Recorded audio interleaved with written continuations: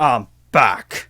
Hey everybody, Tekking101 here, and in today's video, we are tackling the S-Class Rank 9 hero, Drive Knight. Pretty cool name. The original name that I saw translated, though, way back when was actually Engine Knight.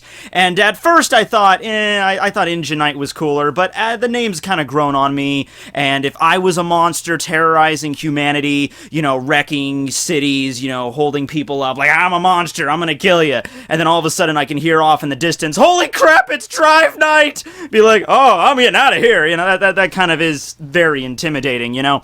Okay, so, Drive Knight, out of all of the S-Class heroes, like, he's, like, on the level of, like, I don't even, actually, with even Tank Top Master, you know, I think even Tank Top got more screen time than Drive Knight did. In the webcomic, he's done, like, nothing. He was there at the S-Class meeting, which is where all the S-Class were, except for Metal Knight and Blast, of course, and didn't do anything in the Alien Invasion. I don't think he was prevalent during the Monster Invasion in the webcomic, and I don't think he's really doing anything right now. So, in the webcomic, we have no idea what he's doing. He could be out, you know, at freaking Denny's having a freaking Grand Slam, and we just wouldn't even know.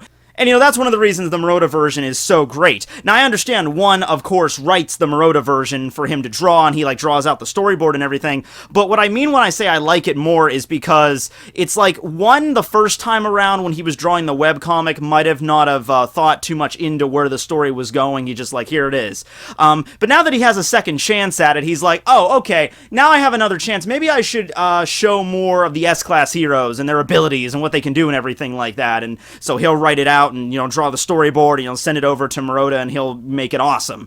Thankfully, Drive Knight was one of those characters that really got a lot of stuff in the latest Monster Invasion arc, where we just see him take down some, you know, riff-raff kind of level monsters, like tiger-level threats. Nothing really major. Doesn't take on, like, a demon or a dragon or anything like that. It's not like he goes face-to-face with Goketsu, but it's something. It gives us something into his character, his personality, and his abilities. Alright, and by the way, keep in mind, also with that Monster Invasion arc, while Saitama's off at the Super Fight tournament, you know, every single S-Class hero, aside from Blast, gets a little bit of the spotlight, gets a little bit of, like, here's how awesome they are. Even if it's something just as small as, like, here's Tank Top Master in the hospital beating down some monsters, or it's to the level of here's Flashy Flash wrecking an octopus, or Tatsumaki squeezing an octopus, you know, Piri Piri Prisoner fighting a hedgehog, Darkshine just fighting a weird parasite dude. Like, they all have, like, their little moments where it's like, that's pretty cool, that's an S-Class right there, okay? So, with that being said, Drive Knight. Now, there's not a lot to really go on here, so this is going to be another one of the S-Class heroes where I gotta, you know, make up a little bit of a fan fiction in order to have, like, something more to talk about and discuss, like what their backstories are like or something, but let's go into what we know so far. Alright, so first appears during the S-Class meeting, very silent. At first, when we see him, we have no idea what his deal is. Is he a cyborg? Is he a robot? Is it just fancy armor he's wearing? Is it like Iron Man? Like, what's going on? Alien Invasion happens, doesn't do shit. Then right at the tail end of it, right before Saitama is about to, like, blow Boros into, like, Kingdom Come with his serious punch, Drive Knight approaches Child Emperor and says, you know, I don't think my services will be needed here, I'm gonna skip out. Like, yeah, okay, well, what did you do? What were you even doing? Were you just watching everything and recording it with your giant red bulbous eye? He's like, I will upload this to YouTube later. Check out my channel and subscribe. Alright, I don't think there's anything more for me to do here. I'm gonna skip out. So he says that to Child Emperor. Child Emperor's like, yeah, I think most of the problems have already been solved anyway. You could leave.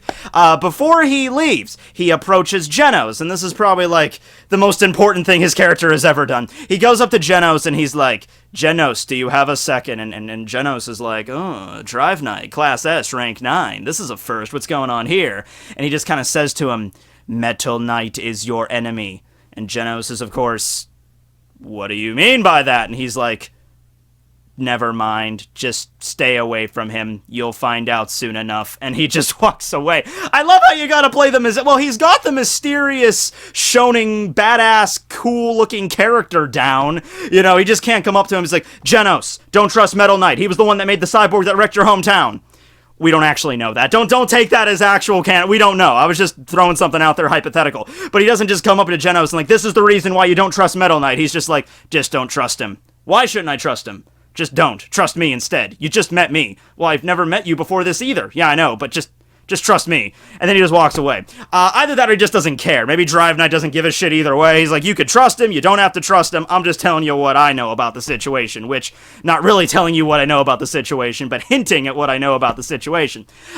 So, beyond that, that's, I think, the last thing he did in the webcomic. I mean, he might have shown up in the background, he might have been mentioned by somebody, but for all we know, that's all he did.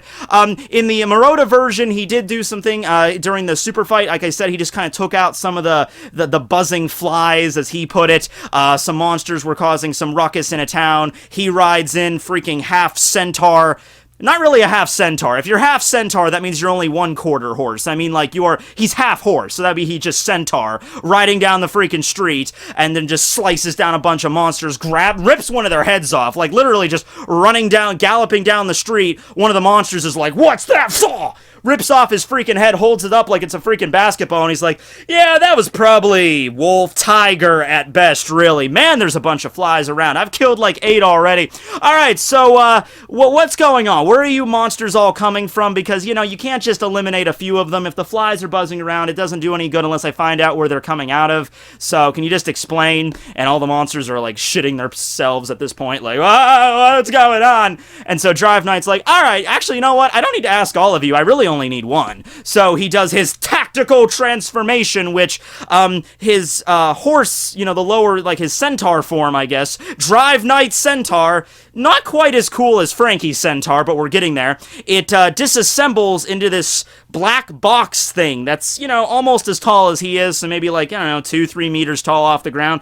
This black box next to him, and then he reforms it. It calls it his tactical transformation, so each part of this box, it's made up of various gears and chains and like circuits and all this kind of like wiring and everything. It can all separate into various components, and then he can reassemble it into anything. Basically, it's like, you know, it's like Legos. You can make any weapon you want out of it. You know, the most deadly Lego weapon of all, though, is just laying them all over the, you know, the floor so people can step on them. That's so mean.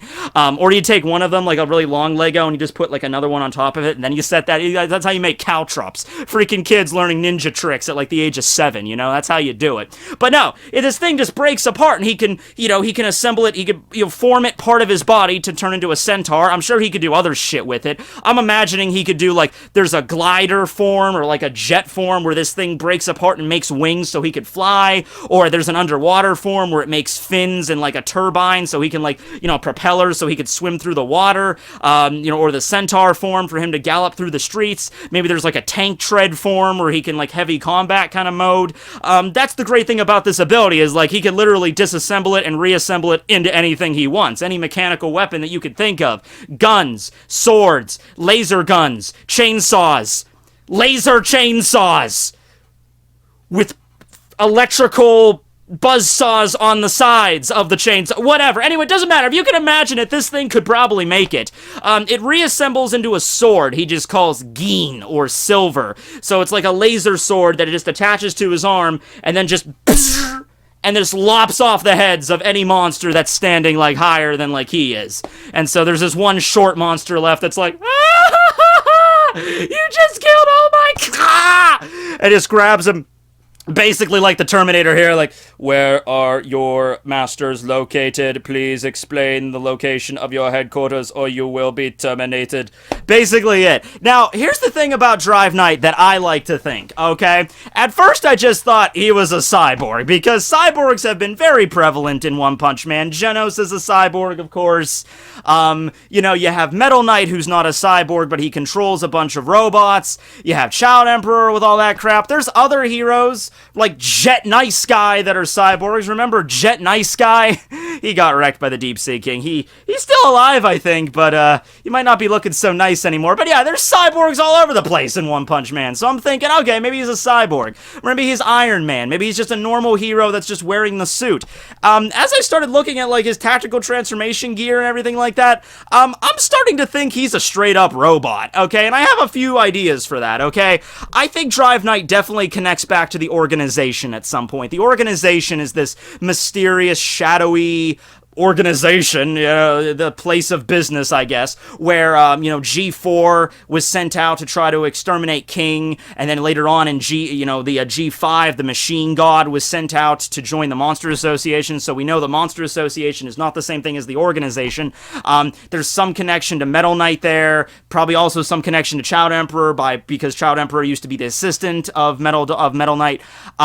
They're the ones that made those battle suits that, who was that guy? The guy that Sonic beat the crap out of, Hammerhead. Yeah, the Hammerhead's gang stole, and considering Metal Knight's probably tied to that, and Drive Knight, they all have the Knight names in their title, and he was like, be wary of Metal Knight. I'm thinking Drive Knight is a robot that was developed by the organization that achieved, a higher level of artificial intelligence, self-awareness. He's like, they created humanity, basically, and he's a robot, and because he gained his humanity, he figured out what the organization was all about, and he's like, screw this, I'm gonna be a hero, and that's what he chose to do. And I like that idea. I like the idea because, yeah, in our reality, creating, a robot capable of autonomy, self-awareness, that's a far cry from anything that's happening now. I mean, yeah, we can make robots and we can program them to respond to certain stimuli and mimic things like emotions, but actually creating a living, thinking, like Johnny Five, that's kind of hard to do.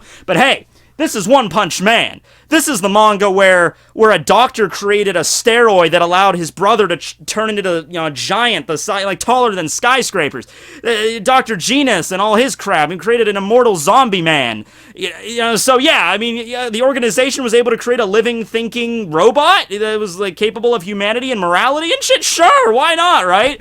I think that's what happened, and that's the why he was talking to Child Emperor. Child Emperor used to be the assistant of Metal Knight before he left. So maybe Drive Knight's kind of like, oh, well, he's not part of the organization, he's not palling around with Metal Knight or whatever, he left too, so I can kind of trust him. And then Genos is a cyborg, so he kind of sees him as another mechanical, because Genos is technically a cyborg, but he's got just his brain and his spinal cord, part of his spinal cord left, and that's all. Genos is really he's 98% robot, if we're being honest with ourselves here. So he sees Genos, and Genos is a new S-class, and he's up and coming, and Drive Knight's like, oh, he's the new guy, just as some solidarity, I'll give him some advice, I'll try to help him out here. But I think that makes sense. Now, maybe not, maybe he's just a regular cyborg, maybe he's just a guy wearing an Iron Man suit, but I like the, completely, self-aware robot idea, because when he was taking down the monsters, it wasn't like he was just, eliminate target, da-da-da-da-da-da-da-da-da, I'll be back, and then just walks away, this guy really did, he was kind of cracking references of jokes and stuff, not jokes, but the flies are never going to stop unless you figure out where they're coming from. That's not the kind of thing a heartless, soulless machine would say.